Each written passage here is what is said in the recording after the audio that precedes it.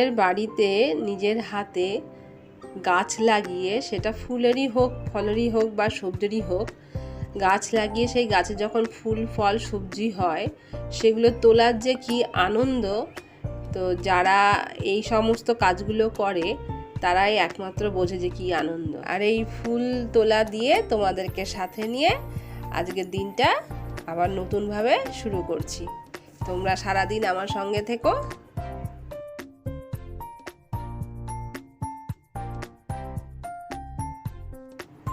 দেখো ফুলগুলো কিন্তু একই জায়গায় দুটো দুটো করে হয়, তাই না? টগরের টবটার মধ্যেও দুটো ফুল হয়ে রয়েছে।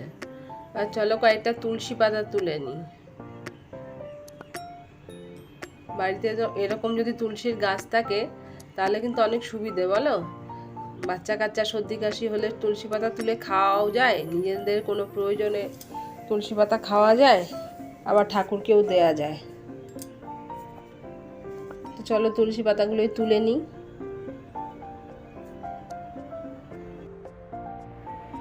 এই দেখো, দেখেছো কি সুন্দর জোড়ায় জোড়ায় ফুলগুলো হয়ে রয়েছে। ঠিক যেমন আমাদের কপালের নিচে দুখানা করে চোখ থাকে, নয়ন, ঠিক সেই জন্য এই ফুলগুলো সেভাবে জোড়ায় জোড়ায় হয় দেখে ঈশ্বর মনে হয় এর নাম রেখেছেন আর কি, নয়নতারা, তাই না? নয়নের মতোই দুটো দুটো করে ফুলগুলো হয়। আর এখানে দেখো, এগুলো কিন্তু রজনীগন্ধার গাছ। এগুলো বহুদিন থেকে আমার বাড়িতে আছে, শুকিয়ে যায়, আবার জল পেলে আবার এরকম গজিয়ে ওঠে, ফুলও হয় মাঝে মাঝে। আর এদিকে জবার ডালটাকে দেখো কত পাতা ছেড়েছে, মনে হচ্ছে এবার কুড়িও আসছে, ফুল হবে। এই দেখো, দেখেছো কি সুন্দর কত পাতা গজিয়েছে। তো আমার বন্ধুরা, আবার ফিরে এলাম তোমাদের কাছে। দেখো সকালের জলখাবারে তো আমার রুটি করা হয়ে গেছে। তো রূপুর বাবা রুটি দুধ দিয়ে, কলা দিয়ে, মিষ্টি দিয়ে খেয়ে ও বেরিয়ে গেছে। এখন রূপুকে খেতে দেবো। রূপু বলছে আমি ওগুলো দিয়ে খাবো না। তো রূপুর জন্য এখন আবার একটা তৈরি করতে হবে জলখাবার। তো দেখো আমি এখানে একটা ডিম নিয়ে নিয়েছি, ডিমের মধ্যে একটু হলুদ গুঁড়ো দিয়ে দিয়েছি। ডিমের মধ্যে অতি অবশ্যই একটু হলুদ দেওয়ার চেষ্টা করবে, কেননা ডিমের একটা হলুদটা দিলে কি ডিমের কাঁচা গন্ধটা চলে যায়। আর হলুদে থাকে কোয়েনজাইম, যা ব্যাকটেরিয়া মারতে না সাহায্য করে। আর এর মধ্যে ডিমের মধ্যে একটু হলুদ দিয়ে দিয়েছি। এবারে এর মধ্যে একটু দেবো পরিমাণ মতন লবণ, আর দেব একটু গোলমরিচের গুঁড়ো। এবার একটু দেব চাট মশলা, আর দেব একটু, দেখো পেঁয়াজ কুচি করে রেখেছি, পেঁয়াজ কুচি দিয়ে দেবো। এর মধ্যে আমি আর কাঁচা লঙ্কা দেবো না। তোমরা চাইলে দিতে পারো, কিংবা অন্যান্য সবজিও এর মধ্যে দিতে পারো, যেমন ধনে পাতা থাকলে ধনে পাতা, গাজর, বিনস এগুলো কুচিয়ে দিতে পারো। কিন্তু আমার কাছে এখন ওগুলো কিছু নেই, আমি দেবো না। আর ওকে যেই সসটা দিয়ে দেবো, টমেটো কেচাপটা, ওটা একটু ঝালঝাল আছে, ঝালঝাল মিষ্টি মিষ্টি, তাই আমি আর কাঁচা লঙ্কা দেবো না। তাই এখন আমি এই সবগুলোকে ভালো করে একটু ফেটে নেব। তো চলো ফেটে নিয়ে আগে, তারপরে আবার আসছি।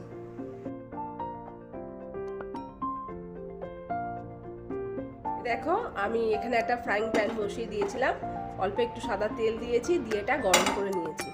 এবারে এই ডিমের গোলাটা এর মধ্যে দিয়ে দেবো।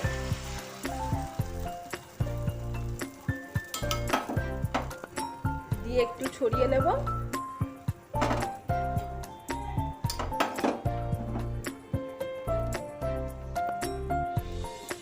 একটু ছড়িয়ে নিয়ে করবো কি, এর মধ্যে দেখো আমি সম্পূর্ণ আটা দিয়ে রুটি তৈরি করে রেখেছিলাম। ও তো রুটিটা খাবে না এইভাবে, সেই জন্য ওকে এইভাবে দিচ্ছি। এই দেখো রুটিটা আমি এর মধ্যে দিয়ে দেবো।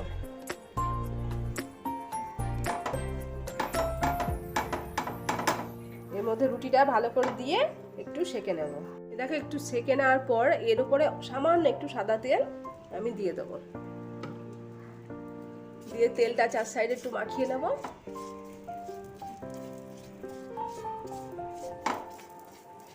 এবারে এটাকে উল্টে দেব। উল্টে দিয়ে আর গ্যাসটা একদম লো হিটে রাখবো। এবারে করব কি, এর ওপরে একটু টমেটো কেচাপ দিয়ে দেবো।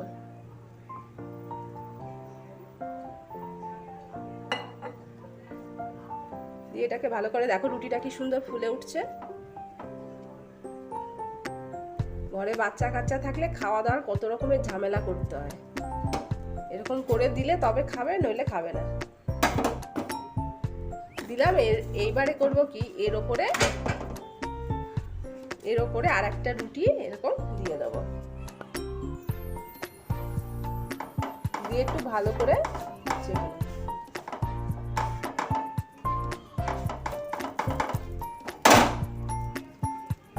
আর এর ওপরেও একটু সাদা তেল আমি দিয়ে দেবো।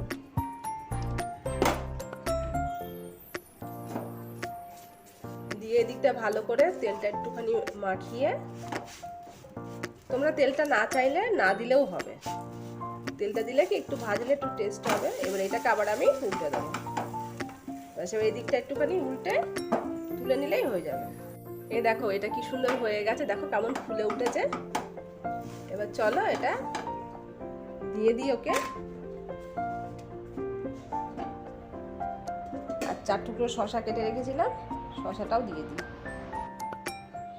ব্যাস হয়ে গেল ওর মন পছন্দের জলখাবার, কত তাড়াতাড়ি, তাই না?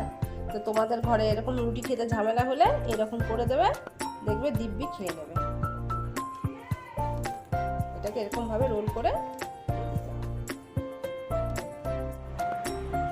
তো দেখো বন্ধুরা, আমার মেয়ে যে মাটির থালাটায় ডিজাইন করছিল সেটা সম্পূর্ণ হয়ে গেছে।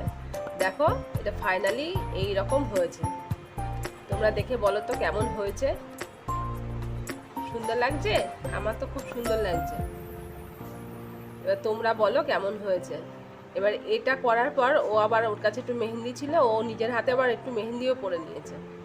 দাঁড়াও সেটাও তোমাদেরকে দেখাচ্ছি কেমন করে পড়েছে। দেখো তো একটু এই আঁকাটাকে একটু কাছ থেকে দেখায় তোমাদের।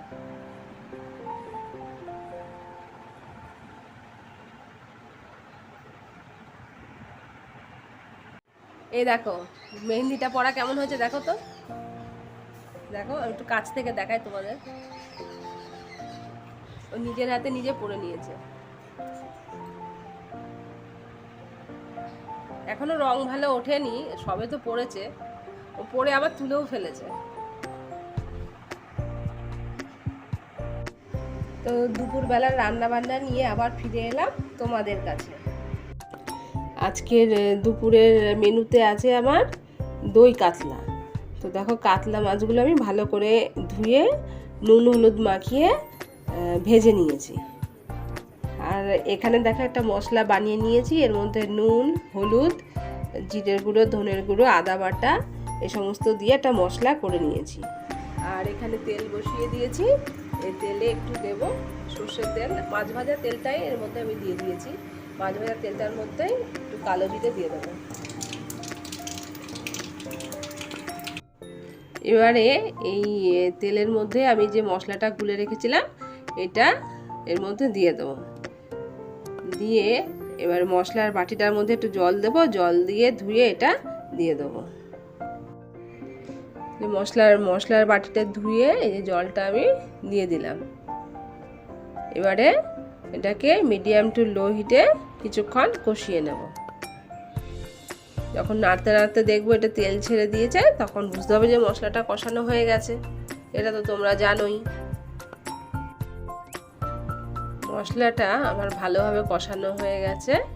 এইবারে আমি পোস্ত বেটে ভিজিয়ে রেখেছিলাম বেশ কিছুক্ষণের জন্য, এই পোস্ত বাটাটা এখন এর মধ্যে দিয়ে দেবো। আর পোস্ত বাটারের বাটিটার মধ্যে একটু জল দিয়ে সে জলটাও ধুয়ে এর মধ্যে দিয়ে দেবো। এবার এটাকেও আরেকটু ভালোভাবে কষিয়ে নেব।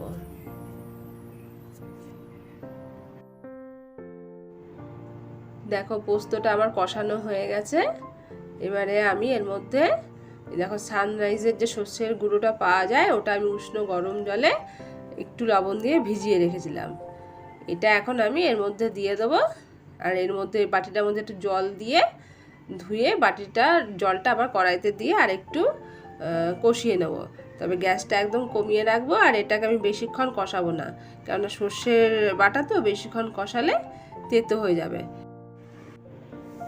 এটা আমার কষানো হয়ে গেছে। এবার আমি এর মধ্যে দেব গরম জল কিছুটা পরিমাণ মতন। তোমরা তো জানোই আমি ফ্লাক্সে গরম জল করে রাখি, তো সেখান থেকেই আমি এটা গরম জল পরিমাণ মতন দিয়ে দেবো। এবারে আমি নিয়েছি দেখো পরিমাণ মতন দই। এবার এই দইটার মধ্যে একটু লবণ দেব, লবণ দিয়ে এটাকে ভালো করে ফেটে নেব। এটাকে ভালো করে এটা দিয়ে দইটা আমি ফেটে নিয়ে দেখাচ্ছি, ফেটে নিয়ে তারপর দেখাচ্ছি তোমাদের।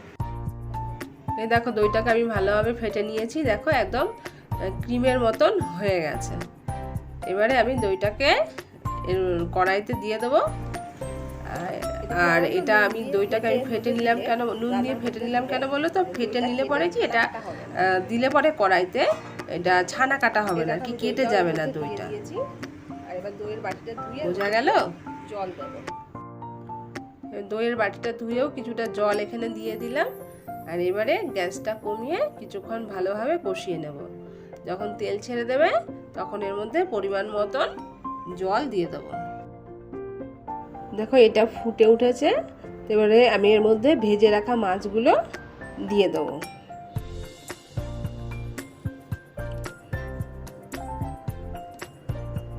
এবার দেখো যে থালাটার মধ্যে আমি মাছ ভেজে রেখেছিলাম সেটার মধ্যে অল্প গরম জল আমি দিয়ে দেবো।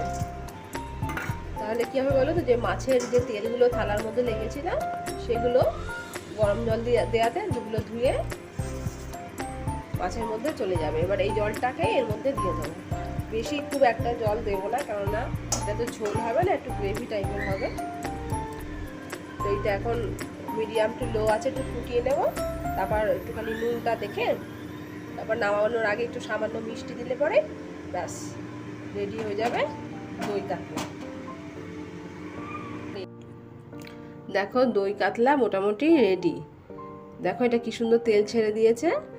আর এইটাকে আমি কিছুক্ষণ আগে না একটা কাঁচা লঙ্কা চিড়ে এর মধ্যে দিয়ে দিয়েছিলাম যাতে একটা সুন্দর গন্ধ হয়। আর মাছগুলোকে একটু উল্টে দিয়েছিলাম। আর এই দেখো লঙ্কাটা দেখেছো, মাছগুলো উল্টে দিয়েছিলাম আর যাতে মাছগুলো এপাশ ওপাশ ভালোভাবে নরম হয়ে যায়। তো দেখো সুন্দরভাবে তেল ছেড়ে দিয়েছে, তার মানে এটা বুঝতে হবে আমার হয়ে গেছে। তো এটা আমি এখন বেশ কিছুক্ষণের জন্য ঢেকে রাখবো, তাহলে সম্পূর্ণ রেডি দই কাতলা।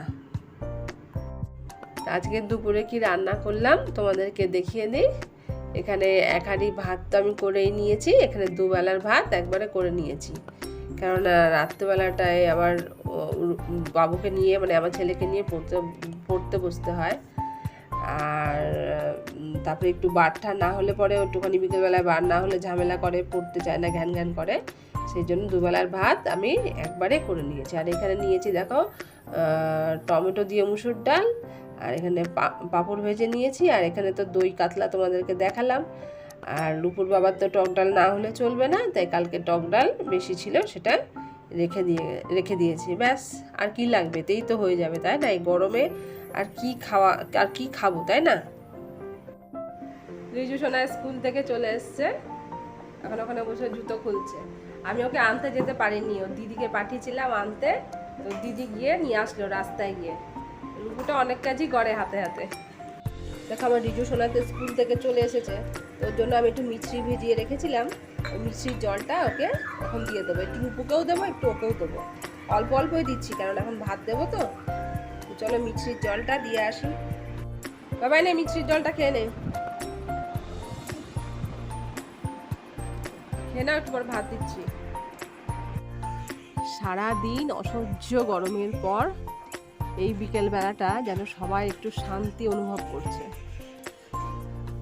শুভ বিকেলবেলা বন্ধুরা, বিকেলবেলাটা সত্যিই শুভ, কেননা 4:45 নাগাদ দেখি মেঘের ঘন ঘটা দিয়ে বজ্র বিদ্যুৎ সহ এক ঝেপে একচোট বৃষ্টি হয়ে গেল।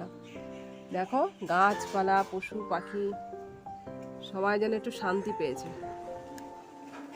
ওই দেখো পুকুরে যেসব বাচ্চাগুলো লাফালাফি করে স্নান করে তারা এসে হাজির। এই দেখো কেমন লাফ দেবে, দেখো তোমাদেরকে একটু বড় করে দেখাচ্ছি। এই দেখো, ওই দেখো, দেখেছো? ওদের জীবনের আনন্দটাই আলাদা। আমরা যেমন সংসার নিয়েই ব্যস্ত, এই জীবনটাই খুব ভালো। দেখো আকাশটা কি সুন্দর লাগছে না? সূর্য অস্ত গেছে আর সূর্যের আলোটা যেন মেঘের উপরে ঠিকরে পড়েছে।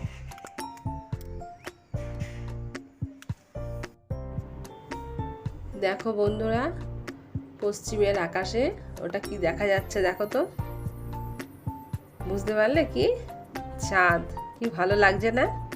শুভ সন্ধ্যা সবাইকে। আমার এই ছোট ঘরের জানলাটা দিয়ে পশ্চিমের আকাশটা খুব সুন্দর দেখা যায়। আর দেখো পশ্চিমের আকাশে কি সুন্দর চাঁদ উঠেছে। আমি চাঁদটা কত ভাগ্যবান, তাই না? কি সুন্দর সবাইকে একসাথে দেখতে পাই। তাহলে আজকের মতন আমি রাখি। তোমরা সবাই ভালো থেকো, আনন্দে থেকো। আর আমার যদি ভিডিওটা ভালো লাগে তাহলে একটা লাইক, শেয়ার, কমেন্ট করতে ভুলো না। সবাই আনন্দ থেকো।